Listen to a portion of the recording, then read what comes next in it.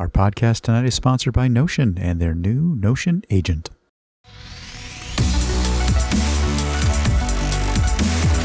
Hello, everyone. Welcome to the PC Perspective Podcast. We are at episode 848. This is being recorded on December 10, 2025. I'm Sebastian Peak. I'm Jeremy Hellstrom. I'm Josh Walrath.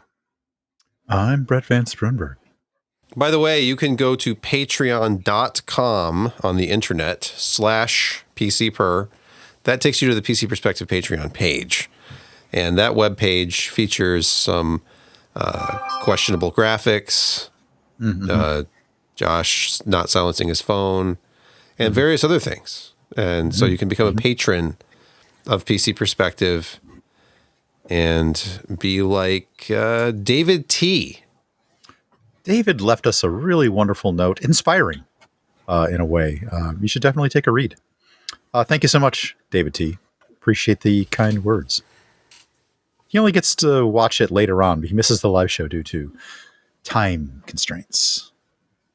But you can watch it later. He So we have does. every uncut episode on Patreon. All the mistakes and the silences left conspicuously intact. Yeah. You may like that. It's probably easier to fall asleep to because it's so slow paced and there are so many large gaps. It is time for our weekly check-in with Josh in Laramie, Wyoming. Josh. Gastronomics. Yes. Oh, I like that. Oh, I like it. I like it. Yes. Gastronomics. Anyway, for some reason on X today, or some people call it Twitter, I still do. There's a little gnat flying around me. Good Lord. Anyway, cheeseburger was trending. I had no idea why. And of course, it's Wings Wednesday at Born in the Barn, so I had to go there. And even though wings were the special, I ordered a big old nasty cheeseburger because it just sounded good. And yeah, it was a little crushed, but on it. It's excited to see you, though. Yeah, it's 7 ounces of meat, 3 strips of pretty thick bacon, jalapenos, chipotle ketchup, a spicy homemade mustard, and American cheese. Because American cheese, even though it's a little salty and doesn't taste that great, it sure does melt nice on a burger. The fries were good too. So yeah, 10 out of 10. Remember, it's called the Nasty at Born in the Barn. No, the Naughty. The naughty. The Naughty. The Not the naughty. Nasty. I mean, it looks a little nasty in that picture, but let me tell you, it was a good cheeseburger. Sometimes you just need a cheeseburger, even though that was bonus on cheese. Anyway, yeah. Josh, Get something to eat. Yeah, It looked really good. it was good. All right, we're moving to the PC Perspective News Desk, and it's become a ritual here at the podcast. It's our weekly check-in to DDR5 memory prices. And here we are at newegg.com, arranged lowest price first. I'm looking at 32 gigabyte kits. That's 2x16. There's actually a kit for under $300. It's $269.99 from Team Group. That's T-Force Vulcan. It's only DDR5 5200, but beggars can't be choosers. I mean, CL40, but still. yeah, CL40, and it's only, DDR5 5200. But that's the reality. And then the next one up is from Nemix. And then your first. Yeah, that one's not even heat spreader equipped. And that's just JEDEC spec. It's 4800 CL40, 1.1. From a company volts. we know and trust. Right. Nemix. And then some G-Skill, cheapest G-Skill, $330. That's not even 6,000. 6,000, that's 340 and up. So there's your weekly check-in. DDR5 holding steady at around 330, 340. I feel like it's gone up about $10 maybe in the last week. Okay. It has stabilized some, so yeah. that's positive. Another At least you can positive. still buy it So if you really want it. Another positive for the industry. Here's a story from Computer Base, translated by Google Translate. Highest DRAM prices. Micron will soon earn more with DRAM than with HBM. So the strategy's paid off. 400% price increases across the board. Now they're going to be selling to enterprise exclusively. And they're talking about just how the amount of silicon that HBM3E consumes, which is 3 times the amount compared to DDR5 for the same number of bits. Mm-hmm. So they're looking at maximizing that profitability because they can sell at a huge markup this much cheaper to produce DDR5, and they're loving it. So, good for Micron. They've abandoned us consumers, and now they're making more money than ever before. Sell into that demand. Coming to the next desktop chipset support for HBM because it's cheaper than DDR5. It's not cheaper than DDR. By then, a whole lot of money, Josh, it might be. Yeah. Now, I guess some details of the agreement between OpenAI and Samsung and SK Hynix have been kind of released or leaked or something. But OpenAI is actually buying full wafers, not just finished dies and modules, but full unfinished, uncut wafers from them. I don't know where they're storing it. I don't know what their plans are for doing it, but it sure seems like they're doing it to keep it out of everybody else's hands. I mean, it's just bizarre. I mean, seriously, the more I hear stuff that they do, the more I think this is like Enron on steroids.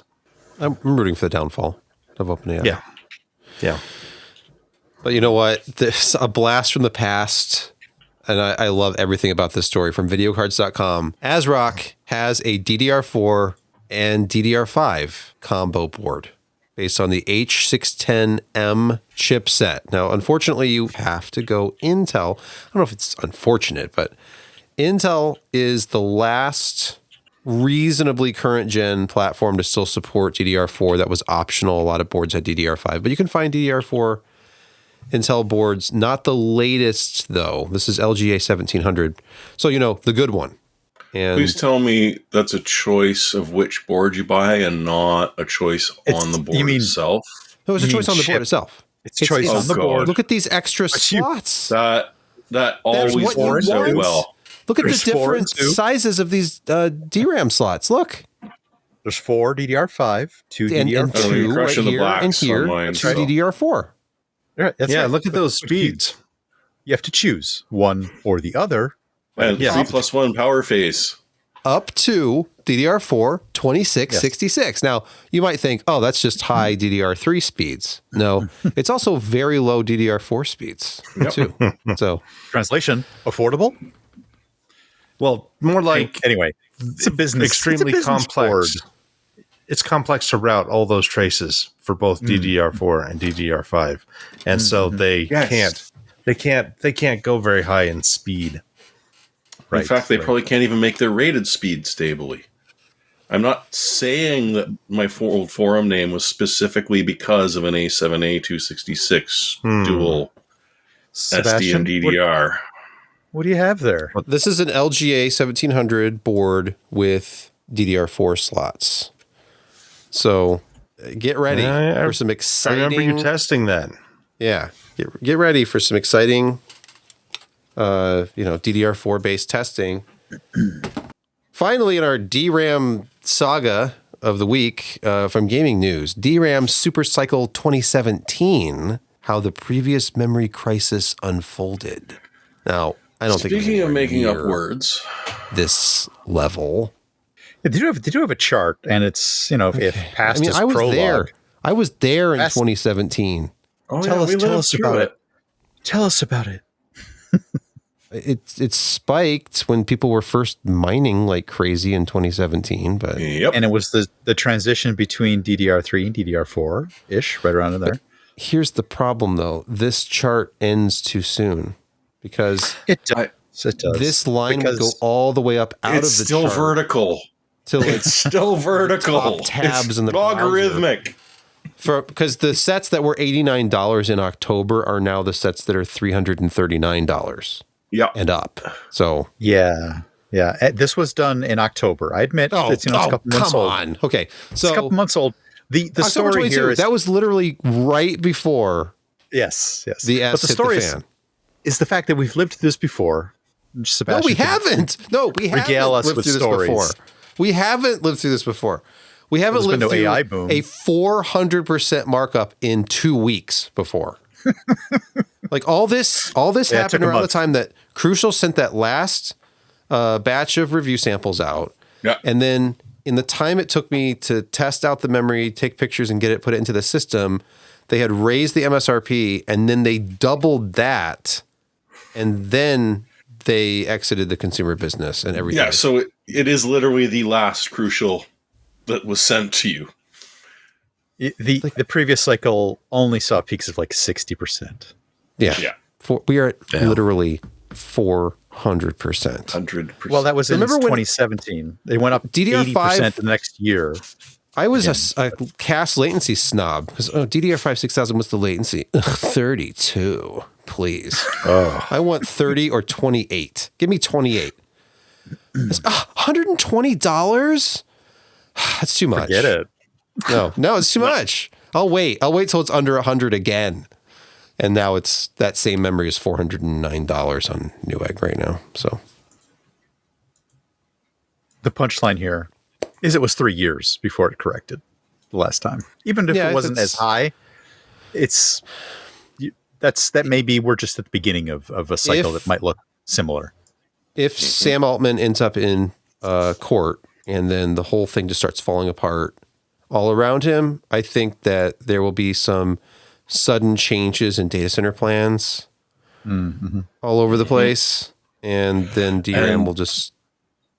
Giant bins of slightly used DRAM for sale. Hey, at least it'll be more useful than the mining cards that flooded eBay. Yeah, well, maybe. It's going to have taken some abuse, though. All right, let's talk about something more positive. Free performance. Oh, yes. So AMD, they offered media a few days early the chance to test out Redstone. And before I could get too excited about it, I was then warned off of testing certain games and told that there were bugs and issues. I definitely recommend checking out Gamers Nexus. Steve has a video with the findings that they could come up with in a short time period with 2 games. But Redstone is launching their machine learning based upscaling and frame generation and ray regeneration, but it's only for RX 9000 series GPUs. Oh. If you have the latest in RDNA technology. Why, I do. Well, then there you go. Guess what? It's not available yet for some reason. Yeah. And then actually they've renamed FSR 4. It's just FSR now. High quality and low latency upscaling, formerly known as FSR 4. They have neural rendering upscaling technology. Well, the latest 9000 series is the only one from AMD that actually had tensor cores, while NVIDIA had them from 2017 on. So that was kind of a miss by AMD, but they're back on track now. I hope they stay on track. And I'm not making a pun just because they're showing an F125 screenshot here. That's funny. They are promising 200 plus games by the end of this year. They don't have very many right now for FSR upscaling. Not many days left. No. That's good point. FSR frame generation, 30 plus games by the end of this year. Ray regeneration only in Call of Duty Black Ops 7, more coming later. So unfortunately, that online multiplayer focused game was the only one that they were having media test for ray regeneration. And then FSR radiance caching is coming next year. So it seems a bit incomplete, but they're fulfilling a promise by releasing it here in the middle of December, I guess. Those shadows being cast in that example, they look pretty tight. They look pretty good, actually. Yeah. It is better in some ways, and it is the same in others. But they claim that all the gaming developer needs to do is change one DLL to make it compatible. I don't believe that, because there's been a lot of times someone's, just change this one DLL. Just update this one DLL. Everything will be fine afterwards. It was not. Why can't we do that as a home remedy, Jeremy? Why can't we do that at home? Well, I mean, obviously by then it'll work out better because some days it feels like we know what we're doing more than some of them. Yeah, it's all about the AI because the other ones that they're doing, the radiance caching, ray regeneration, and frame generation are all, okay, so what if we use less tracing, less paths, and then use the AI to fill it in after the fact? So, I mean, hey, it's a good way to get around not having the built-in hardware that NVIDIA does. Reduce the problem space to actually fit their ability based upon the hardware they have available. And then fix make it in up post. for it exactly, and fix it in post with AI. Fix it in the other end and go like everything that we missed, AI just kind of fill that in. Yeah. NVIDIA has ray reconstruction. So AMD is ray regeneration. Exactly. Yes. That is the deal. I wonder. So yeah, there's a new Adrenaline update. If you have the latest, you may or may not be able to enable it. It depends on your game. More to come. By the Apparently, way, I am allowed to download it now, so I'm going to be updating my graphics driver during the middle of the podcast. That's a great idea. Now would be a good time. You should just do the Windows update as well. They're both pending right now. All right. Quick reboot. I'll check and see if there's a BIOS update I can do. Oh, perfect. Must be some new AGISA code. Trifecta. Yeah. Okay. So Jeremy's leaving, but he'll be back later after several Someday. Sure. Next story, and unfortunately, here we are talking about DDR5 again, but in the news, AMD might extend the life of the B650 chipset. And at first glance, you're thinking, oh, they're bringing back older AM4. No, this is AM5. This was low-end AM5 previous gen. And there are really inexpensive B650 boards right now in the US on Amazon. They're starting at about $110. Nice-looking boards for $150, $160. So it gives you a lower cost option. Unfortunately, as the author of this post states, inexpensive AM5 motherboards will not help very much right now. So yes, you wonder why. Yeah. Does it come with RAM, or do I have to buy that separately? That's the funny part. It's like I'm reading all these headlines. It's like, wait a minute. Oh, they're bringing back an older chipset. Oh no, it's still DDR5 because all AM5 platform boards are DDR5 only. Yeah. That was the choice they made in 2022. Thinking of the future, and I get it, but we just got a different future than they imagined. Right. Yes. And this could I expect they wouldn't have. Go. I was just getting excited because I think we could finally have some competition in the CPU space.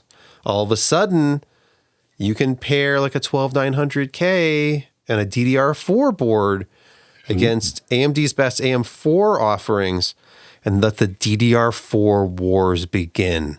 Because DDR5 is just, forget DDR5. The prices are so insane, it is not even worth entertaining AM5 right now. I'm sorry. If you already have some DDR5, good for you. And get excited about the 9850X 3D that's coming. But yeah, if you don't already have your RAM, just you missed. Sorry. Wait for DDR6, which will save all of our problems. I mean, it's only a $400 premium.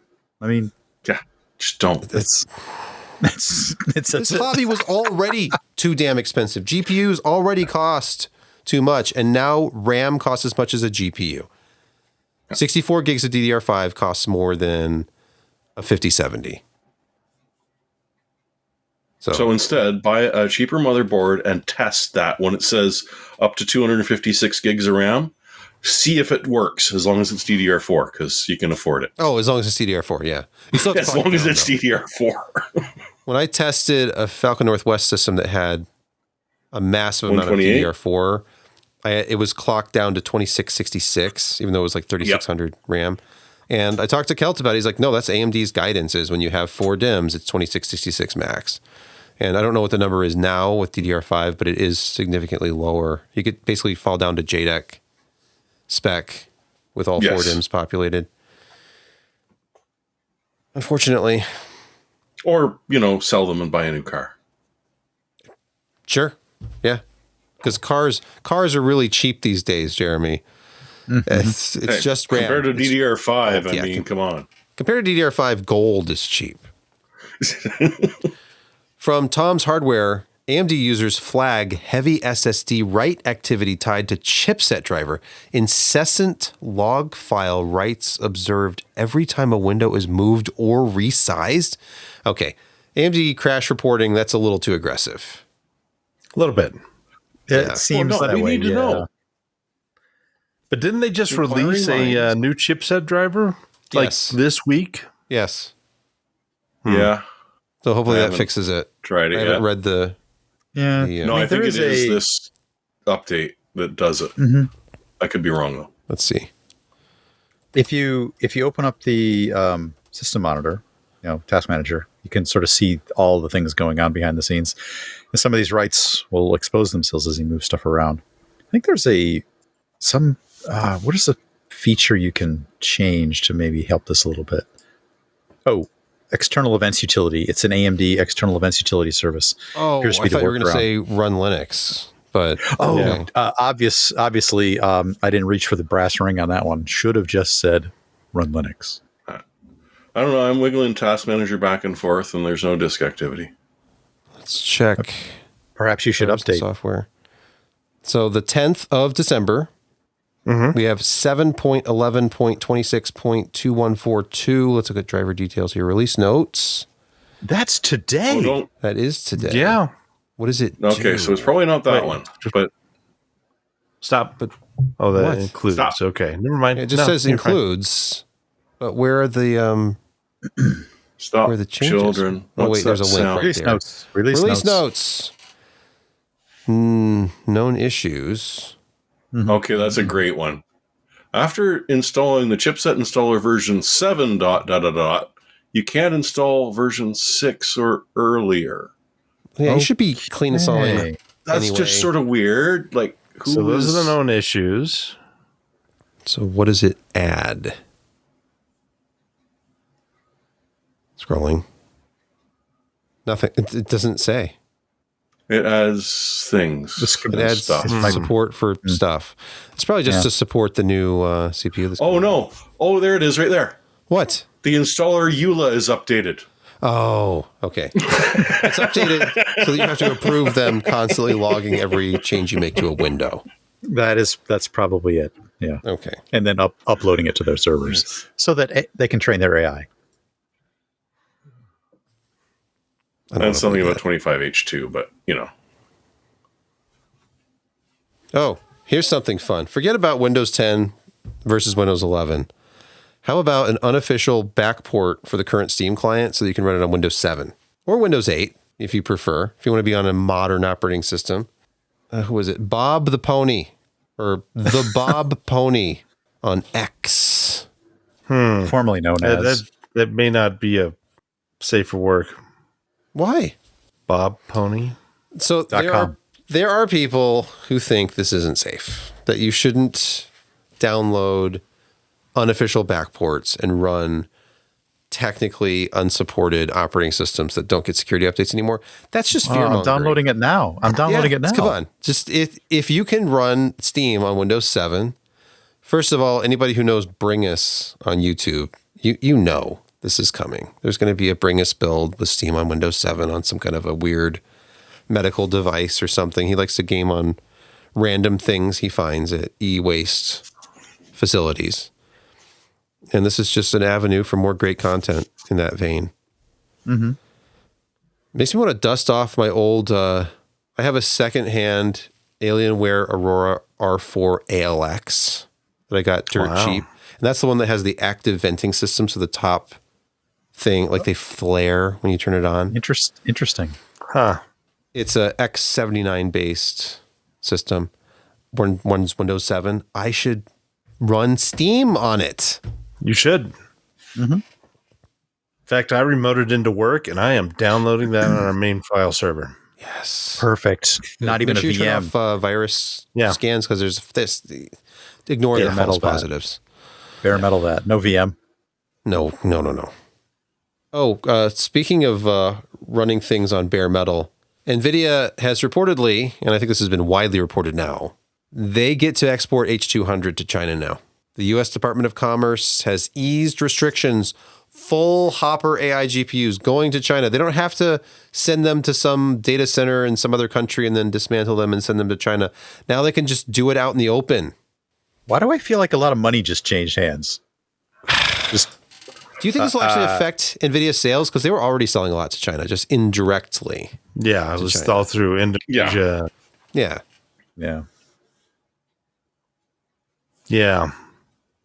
No, none of China that did makes come any up- sense. They came up with some of their own GPUs too. I don't know how advanced they eventually got, but they're making their own as well. Yeah. Well, they've got some laws where certain things in China are only allowed to run on stuff that was made in China because they're very worried about people, installing hardware monitoring inside of chips. I don't know where they got that idea from. Like, wait a minute. We do what it. do you think? They could do it What do you too. think they're worried about it? Wait a minute. Didn't I read something about NVIDIA? Projection? Didn't I read something about NVIDIA having the capability to kind of track where their GPUs were? They're working on that technology. Mm-hmm. Oh, okay. I don't know what they're going to do, like embed some kind of Well, they were told they had to. GPS. Okay. In the I thought it was something they were already doing, but maybe it's to be. We'll talk about that next week. To be determined. Yes. Next week. What is not to be determined, though, and I've buried the lead, the story of the week, Noctua, an official press release today, as a matter of fact. They have teamed up with PRUSA, Prusa Research to introduce 3D printing filaments in their signature brown and tan colors. So now you can 3D print things with your 3D printer that probably already has a Noctua fan attached to it somewhere in official Noctua colors. Those motors are also in Noctua colors, so They sure are. this is what brown can do for you. Yeah. Those are Beige just and the brown. guides. Those are the guides, Jeremy. The guides and the covers. Oh, these are just the But guides? Okay. Yeah, and the But covers still. for the bearings and things. But yeah, Look at all You the can brown now- things you can make. keycaps, Oh, dude spent $90 on the Noctua t-shirt, too. case sides, entire cases. Print your there's no entire limit. PC case. Oh, and they What have a Noctua Edition Prusa MK4S 3D printer. See, I told you. Oh, With the tan and brown. that's- Nice. tan and Nice. brown. So yeah, get excited. I like it. Then again, I'm the type of guy who bought himself Noctua fans for Christmas this year because I mean, Oh, nice. they finally come down in price about 80%. There what is other brand? What other brand has that sort of strong presence in the color space? Like Coca-Cola. I'm trying to think of who else. Like Intel Blue. There's one. Apple used to with those bright colors like tangerine and True, Yeah. but then they like rainbow Indigo. apple kind of thing. The Lime logo green. had the rainbow on it. Tiffany and Co. They have a yeah, Yes, those they have glass kind of lamps and things. iconic.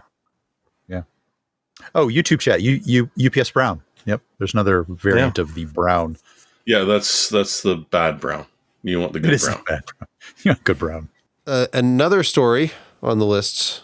The latest Windows 11 update gets rid of that start menu in Explorer. Finally. Oh, thank Who needs goodness. those? I don't know how many updates there have been in the last year that have done this, but I've had at least 2 where I no longer had a start menu. It would just flash on the screen for a second and be gone. And then you're having to run run the system file checker and then this. And why should I have to do this? All I did was run an update. And now, Well, conveniently, this removes Explorer as well, so you can't navigate graphically either. can you still bring up Or the bring run up command? Task Manager. Okay. Oh, that stinks. yes. You're truly hosed. But the cream on top of this excrement pudding is that it's only seen by enterprise users. This is something that only came out for people who have volume licenses. So home users generally unaffected. But enterprise users, suddenly, there was a patch that we got in July of 2025. And so if that cumulative update was still installed and you dared to install 25H2, there was a fair chance that XAML files would die. And there's only one company that uses XAML files and they don't use them well. And this is a perfect example of it because you need them for the start menu. You need them for Explorer to try to launch a bunch of the stuff, which is all dependent on these XAML files. And essentially what would happen was that Explorer launched before the stuff that it needed to launched, and then just went into a, I won the race, good old race conditions. I won the race. I'm here. I'm ready. I can't do anything, but I'm here, and I'm not going to do anything for you. And it just, there was pretty much nothing you could do except for a reimage. Or if you trusted a third-party site, there was a registry edit or a PowerShell script you could try and launch at boot to essentially tell Explorer.exe, stop, wait, okay, now come along. So, yeah, it was wonderful. They're still trying to fix it. But it is literally only enterprise and other managed machines that are seeing this one. Jeremy, I wanted to compliment you on the turn of a phrase. And for those that don't come and read the articles very often, I suggest you drop by occasionally to read Jeremy's prose, because this little phrase buried in the middle of his write-up, I'd like to repeat in the live way that we do. And start right now. While many of their updates are focused on making the average user miserable, they occasionally like to remind enterprise customers that they too are in Microsoft sites. Thank you, Jeremy, for that little golden nugget. Let's pause here for a word from this week's podcast sponsor. Small teams don't need more tabs. They need a control room. Standardize your work with Notion. Then hand the repetitive stuff to Notion Agent so your team can focus on the hard problems. Put specs, notes, tasks, and assets into one workspace your whole team can find. No more plan in the DMs. Notion brings all your notes, docs, and projects into one connected space that just works. It's seamless, flexible, powerful, and actually fun to use. With AI built right in, you spend less time switching between tools and more time creating great work. Agent can build the status page, summarize threads into decisions, and generate new project pages from your template with one prompt. Fortune 500 level coordination for a sub 10-person team? Well over 50% of the Fortune 500 runs on Notion, and those playbooks scale down beautifully. Even my messiest notebook can become a 5-bullet client recap in under a minute, and the tasks were already assigned. And now with Notion Agent, your AI doesn't just help with work, it finishes it. Try Notion now with Notion Agent at notion.com/PCPer. That's all lowercase letters. Notion.com/PCPer to try your new AI teammate. Notion Agent today. And when you use our link, you're supporting our show. That's notion.com/PCPer. Welcome to Insecurity Corner, your weekly reason to drink. And our first story, one-time passwords over SMS, they're on the way out. But classic passwords still remain. Do you really want me to start on this? Because I OTP, old and busted. Despise the fact that we still have to use passwords. Passwords are ridiculous. We were all trained to make ones that are super easy for computers to guess and that we can't freaking remember to save our souls. And each one has to be unique. So now we do have so many dozens, hundreds of freaking passwords that we have to remember. The vast majority of my passwords are the I forgot my password link. Because bloody hell, I don't know what it is anymore. It could be this one, it could be that one, it could be that one, it could be that one, it could be that. Seriously.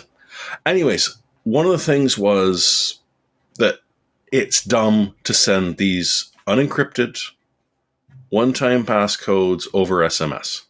They are so easy to intercept or to realize someone is using it and then send them to a buggy website where, yes, you are technically logging into Microsoft Azure, except they're capturing everything you did along the way. And, oh, look, they got that one-time passcode. And now they've got your session cookies, and life will suck even more than it did just 5 minutes ago.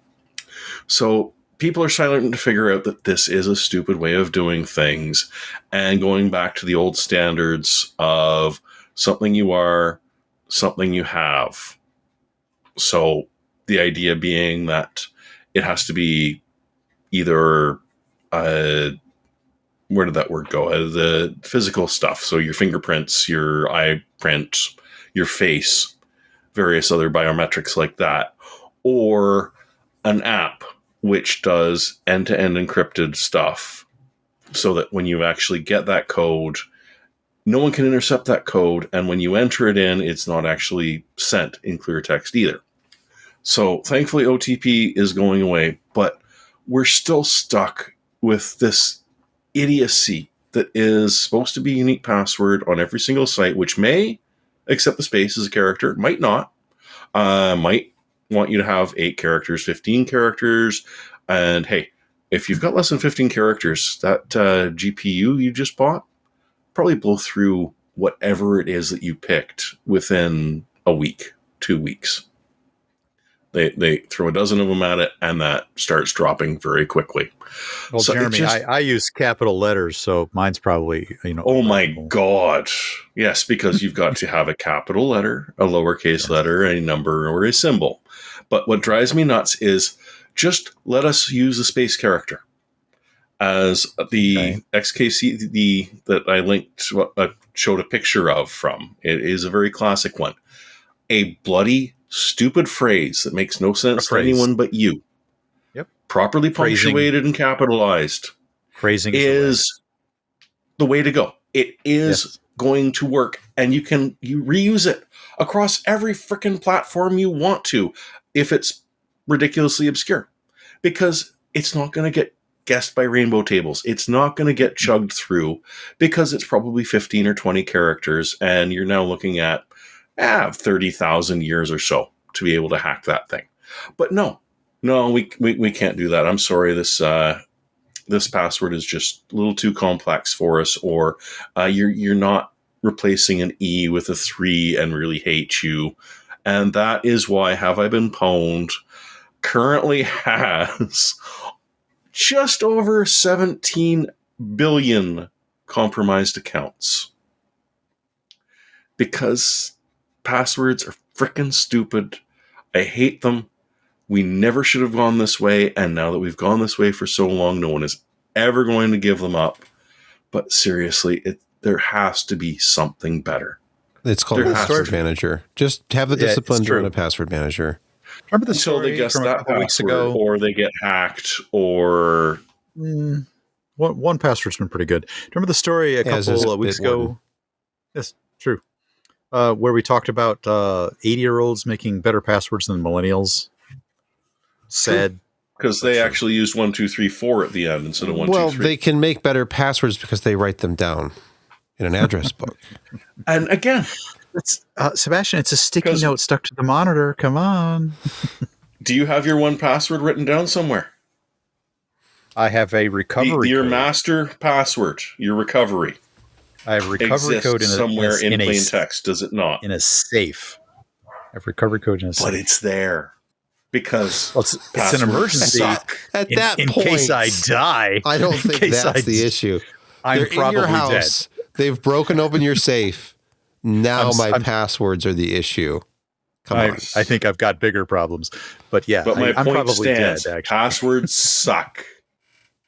Next, Joy React to Shell is a 10 out of 10 RCE vulnerability found on over a third of cloud environments. Sad. Nothing to see. Move along. Nothing to see here. So, definitely not being actively exploited by Chinese, Koreans, the Russians. Yeah, everyone. State actors are going nuts for this thing. Oh, it's a field day with a 10 out of 10. It's like Facebook. No one uses that. Netflix. I mean, they're gone. Instagram is one of AWS. It's one of the older but still very heavily used JavaScript front end frameworks for building interactive interfaces, obviously.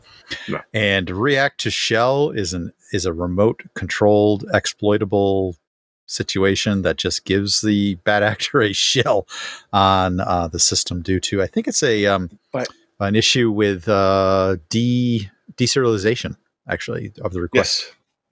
And you can pull it off with one single request, one little port 80 request, and you've got it. You've got control. Thousands and thousands and thousands of web sites and services are currently susceptible to this issue. Yes. Please patch. Please patch today. Well, therein lies the joy, because we can't go down for a patch because we got to stay up. Okay, well, but they're gonna hack us. Yeah, but what if we go down before they hack us and we didn't get hacked, and now we have to explain that? And there will be these arguments. I'm sorry, we can't go down today. It's Christmas time. People need to watch their Christmas specials. How dare we not send the TikToks to the billions at this exact moment? No, but you need to patch. You need to patch right now before. Oh, never mind. That it's too late. Have fun. They've already sacrificed their souls anyway. So this is the classic Faustian choice. Do we sacrifice our soul now or later? Which one? How about someone else's soul? Sacrificial soul, but not mine. Because I'm a ginger, anyway. so. Oh. From the Hacker News, warning, WinRAR vulnerability CVE 2025-6218 under active attack by multiple threat groups. Leave WinRAR alone. People finally started paying for it, perhaps. I mean, it's not like it's a React service or anything, for goodness sakes. This is a path traversal problem that required the user to click on a compromised link or download a file, which users never do. But just in case it's actually happened. I know it's tough to imagine, but imagine. It's .rar. It's safe. Oh, it's safe. So you've clicked on this compromised .rar file with this path traversal problem, and you've opened the document and you've clicked on another link. Well, what this essentially allows the bad actor to do is to drop scripts any place on your system, say the startup of Explorer or the startup of your browser, and make sure that it automatically gets run so that they have something loaded into your browser space that allows them to look at the things. It's funnier than that, Brett. Execute code. Oh, it's funnier? Oh, because this is funny enough. It's funnier than that. What it does is replace your normal .m, the template you use for Word and Outlook as that's a good one business too. user. And you are used to this sort of thing. Imagine the meta.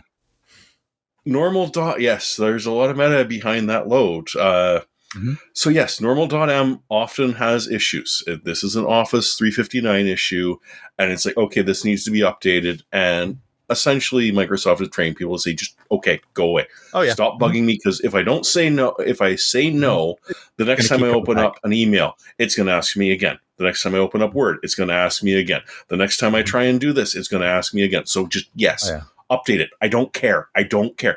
And now, normal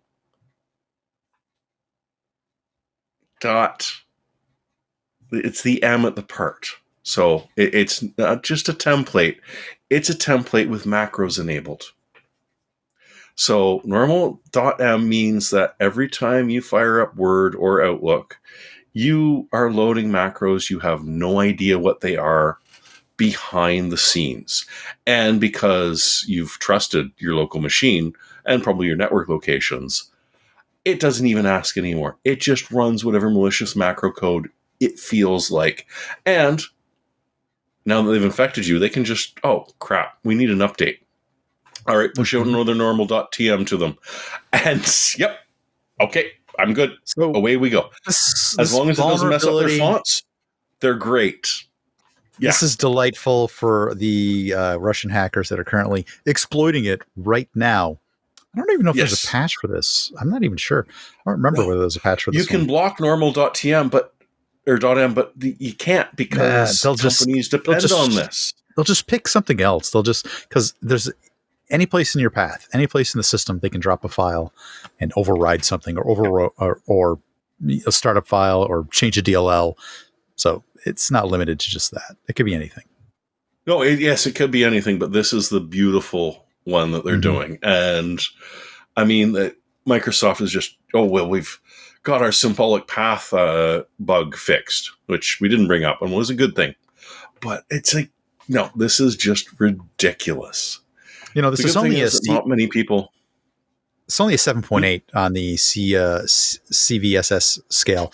Normally, we don't talk about anything less than a 9, but this one was interesting. No, this is really amusingly horrific. Mm-hmm. Because it's WinRAR. I mean, lots of people use it. So, yes. Do they? I just use 7-zip now, but yeah, I mostly use 7-zip. Yeah, it's never had a bug or a malicious package in its downloader. But hey, that was last week. All right, let's move to gaming quick hits. And if you follow John Romero on the platform formerly known as Twitter, he posted today, it's Doom's 32nd birthday. Oh, gosh, I missed this. Yeah, it's another year, and Doom is still Doom. I had to throw that up there. It's was also Excel's 40th birthday this week. Nowhere near as much fun. We were all so young 32 years ago. Yes. My God, we were. I was 21.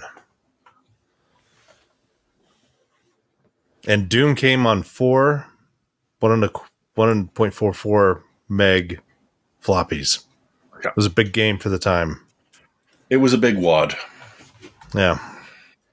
Ha ha ha. Next, someone actually just escaped from Tarkov, and now the floodgates are open. So version 1 came out, and the this terminal is cheating because they finally put the map where you can escape, the part of the map where you can escape from Tarkov. It's called Terminal, but yeah. Mm-hmm. Yeah, it's Terminal. But apparently there's several different ways you can escape, and some of them are not so good, and some of them are good. I just thought it was noteworthy that someone actually started to escape from Tarkov. So there you go. And I love the comment at the very end where they're like, and we got a lot of negative reviews suddenly for Escape from Tarkov now that it's escapable. Winnable. Yeah. Like it wasn't hard. How Russian of you. How very Russian.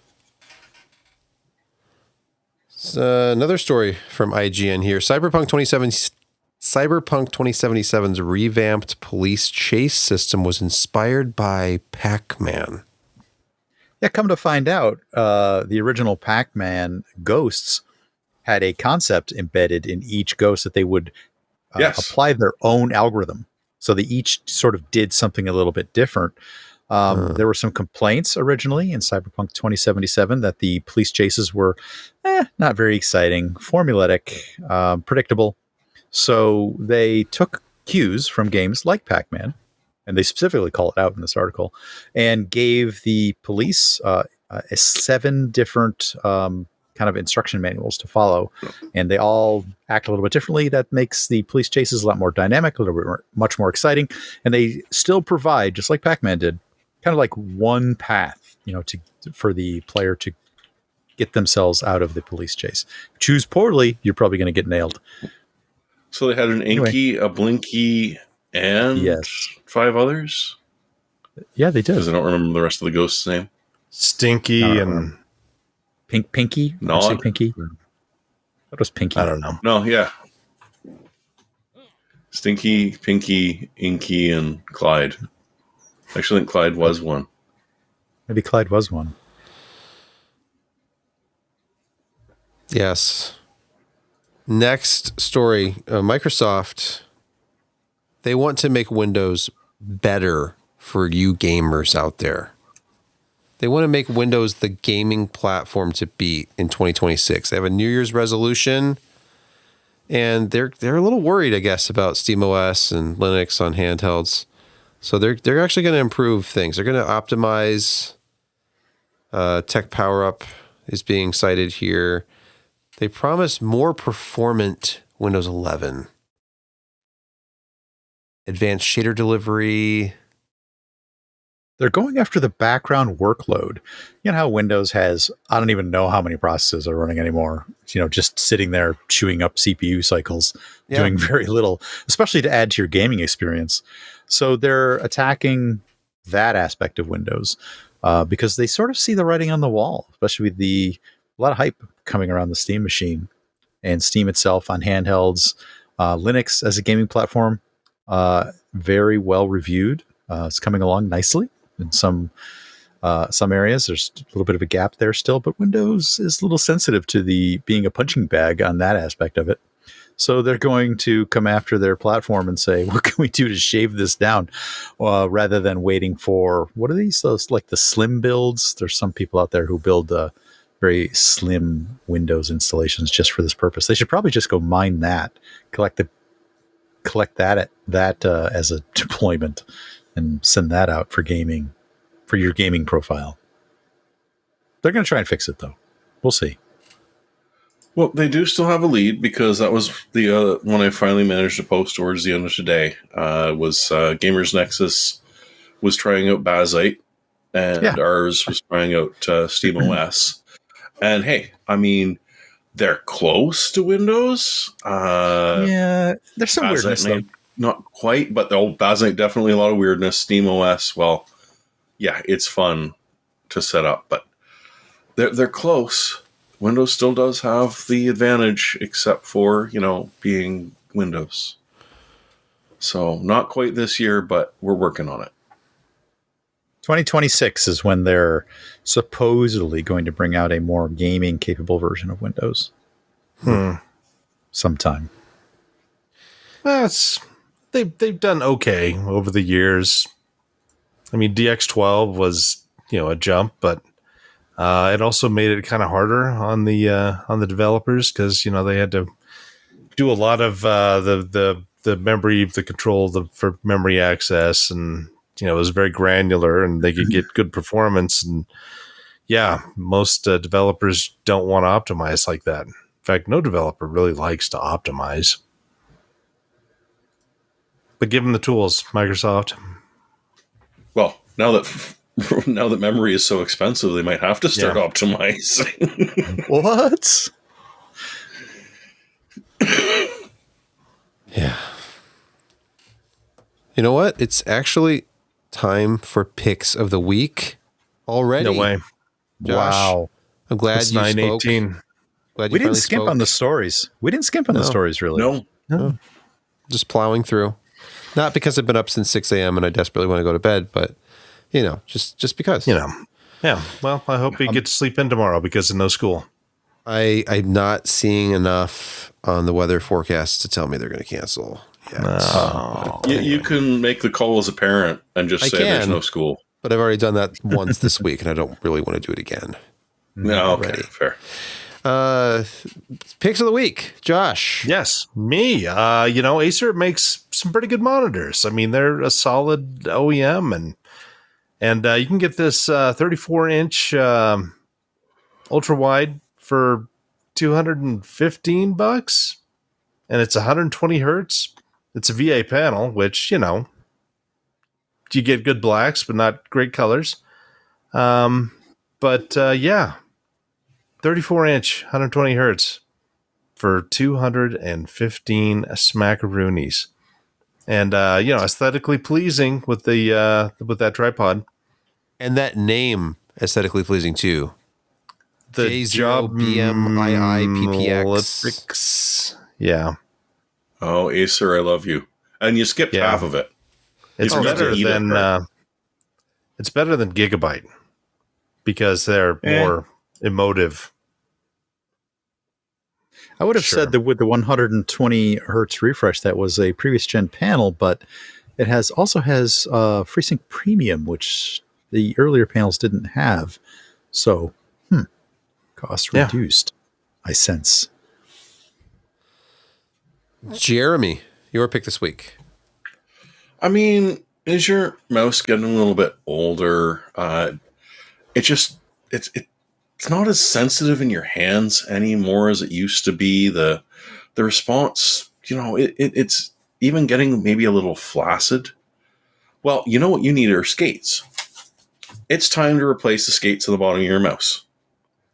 I don't know why I had to buy a reseller for Hotline Games. Apparently, much easier to buy in the States than it is up here. But they don't cost anything at all, really. And my God, does it make your mouse feel like brand new. It's better than a little pill for it. And they're fairly easy to replace. I mean, if you have a hair dryer or something that can warm up the bottom of your mouse just a little bit, it makes things easier. But regardless, if you got a spudger or fingernails, you can take it off and replace them. And can't really reach, but yes, the G502 is acting like it's a teenager again. It's sprightly, it's ready to go, and it's just a joy to play with. So yeah, if you want looking to buy something for yourself, or you're just looking for a little stocking stuffer, get yourself some new mouse skates. It's worth it. Thank you.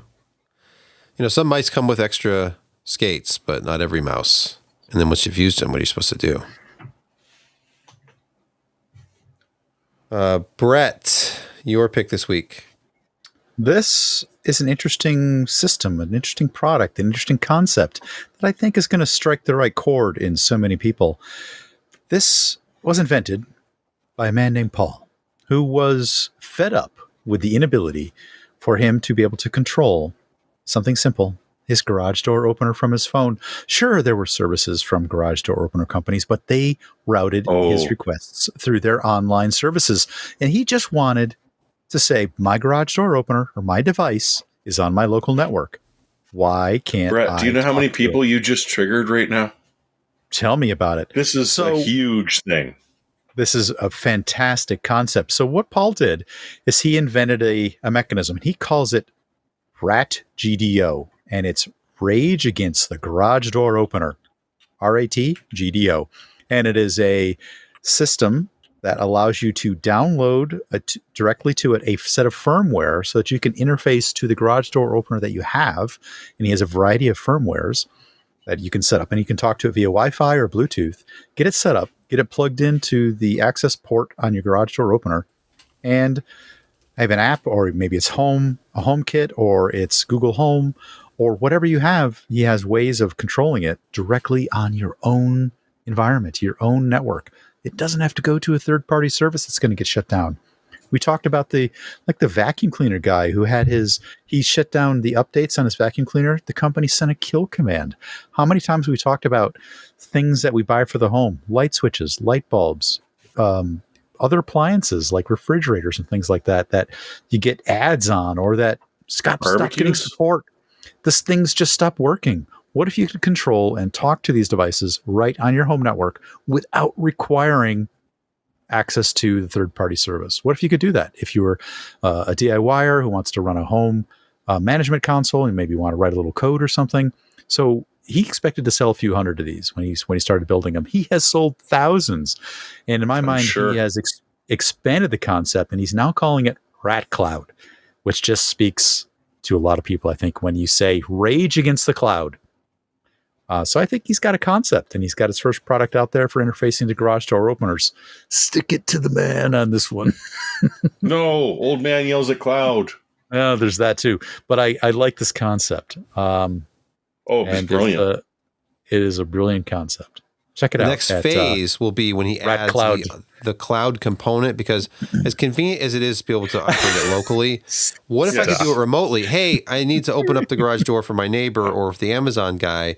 Now he'll add that component too, and then it'll be a really great product. You got to be running that in your home service. You're going to be opening up a port forward through your NAT bridge. Yes. It's not. It's not for your everyday. It's not for. We need to people who like want their security. If you're already and home, just go out and open the door. I think. But what if I don't want to? Then you don't deserve. No, we need to trademark you ass. Unlocking as a service. Unlocking as a service. Ratcloud.llc. Go check out his store. I have a pick of the week, but I left it upstairs, so you guys talk amongst yourselves. I'll be right back. Yeah, you were supposed to go get it, but you forgot. Exactly. So what is everybody's thoughts and feelings on being able to manage your own devices on your own network? I'm all for it. I think it's great. Yeah. The unsecure network that I have that. Well, that's just you. I think a lot of us run fairly secure home networks. Nothing's perfect. Yeah, but, you only think you do. I know that as well. I can't stand the concept of routing requests through online services that could be shut off or spied upon, or, remember the refrigerators we talked about a little while ago with the screens on it that allowed you to order Samsung? things or see. Yeah, that's the one. And after they're they the bought ones that it, started showing ads. That's I have the an one. ad-supported refrigerator. Months down the road, but it wasn't like that at first. See, I'm sorry, but you literally bought a refrigerator that is a TV so that you can see inside of your fridge without opening the door, which, okay, slightly environmentally friendly, except for the production of that TV screen that is the front of your fridge. So, yeah. Anyways, I see someone has returned. Yes. My pick this week, obviously we're all sick of DDR5. We're sick of talking about DDR5. Memory upgrades are too expensive. Or are they? Because I found PNY memory upgrades for just $10. Oh my gosh. These are brand new, factory sealed PNY Memory Master upgrades. It's 4 megabyte EDO. And I can't wait to pop this into one of the systems down here and experience benefits like, I don't know if you can read that. There are so many benefits. Installing powerful applications. Oh, faster performance. And others. I just read advanced technical service. Advanced technical service. I don't even know what that means. You don't need I love to it, though. Installs in just yellow minutes. This plastic is in there. Yeah. That probably used to be clear. So that's like 1995, 96. Look at this weird PNY guy. Look at this artwork. Yeah. Very odd. Anyway, I am assembling slowly. I might have it almost done now. A all new component, like Windows 3.1 era build. I have a DFI motherboard that's still new in the box. I've got the RAM now. The only problem is power supplies. How do you find new in box? ATX, AT. Yeah. You can't find an old Sparkle or I think they actually still make those new. How many watts do you need? Not very about many. 18, 20. Actually, yeah, I guess there are companies that still make ATs 200? new, like Athena Power. Oh, yeah. Somebody does. Yeah. Oh, no, give them like a weird 230 or I love 465. 168? Okay, that's like, Yes. yeah, that ought to do. I've got AT power supplies just laying around. Yeah, I mean, who doesn't? They're not new in box. That was the idea. Oh, you wanted a new box. I wanted an I just all have new AT. component. I just have an AT power older. supplies. I have an older ATX supply still sealed that has the negative 5-volt rail still. But unless this DFI board has an ATX power connector, we all found a lot of uses for negative 5 volts. I know that I did. I had forgotten about negative 5 volt. there are some and sound negative cards that 12. need it. Negative 12. Negative 12. They Negative were 12, a yes. thing. All right. Well, But I'm That's keeping gonna do getting it. a power dip on my 3.3 for some reason. Oh, the 3.3 zip as drive. well. what do you mean? The 3.3? That's valid for hard drives up Still to a is. certain age. Yep. Well, mostly floppies, but yeah. Oh, okay. What is there's like a 3.3 volt pin that you had to, when you shucked a drive, you had to Yes. actually bridge Yes. a couple of them. Yep. That is fresh in my mind. Yes, I've done that. Yeah, Like in the past couple of we years. are really negative about 5 volts this week. Sorry about that. Yes, the episode has just turned negative. All right, And we're so negative on let's- 12. Let's just stop while we're ahead and end this podcast. Thank you for listening, watching. If you also watch the podcast, you can see our faces in near HD quality. So As close as you want them to be in HD. You don't want it to be better. no, we've considered 4K. We've talked about it amongst ourselves. I don't know The if the word's ready. consensus is no. It's, I don't know the if we're consensus is ready. no. I need the answer to, hit the gym and You know what we could do? get some. We facial- could make our own recipe for smell-o-vision. Yes. You know, as we're going through, we'll flash a thing, and then the people mix the stuff together and smell what we're cooking. If you know what I mean. That's High level Patreon, but yes. I mean, somebody just made the suggestion of let's go FSR on that and just, fix everything. We could just upscale the podcast. Adds a little Just bit be of glad latency, that but we yeah. haven't invented smell-o-vision when we were doing the color story. Sebastian, at these rates, it's negative latency. Please. Okay. All right. Good night, everybody. Good night. Thank you. Later.